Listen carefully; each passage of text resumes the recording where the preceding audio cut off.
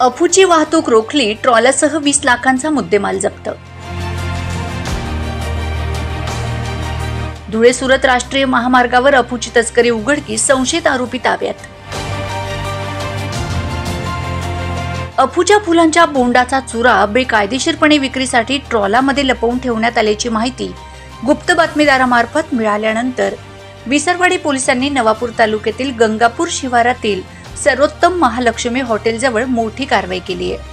या कारवाईत सुमारे 19,98,875 रुपयांचा मुद्देमाल जप्त करण्यात आला आहे।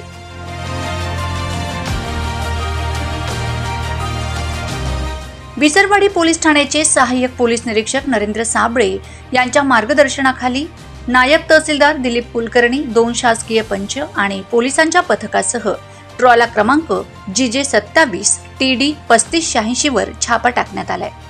ट्रॉलाचे चालक रूपचंद केसाराम, वय 36, राहणार बाडमेर, राजस्थान याला विचारणा केली असता सुरुवातीला उडवाउडवीची उत्तरं देत होता। त्यामुळे ट्रॉलाची झडती घेतली असता मागील बाजूस लपवून ठेवलेल्या 4 प्लास्टिकच्या पिशव्यांमध्ये 99.775 किलो अफूच्या बोंडाचा चुरा आढळून आलाय। या अंमली पदार्थाची अंदाजे किंमत 4,98,875 रुपये असून ट्रॉलाची किंमत 15 लाख रुपये इतकी आहे। एकूण जप्त मुद्देमालाची किंमत 19,98,875 रुपये इतकी आहे।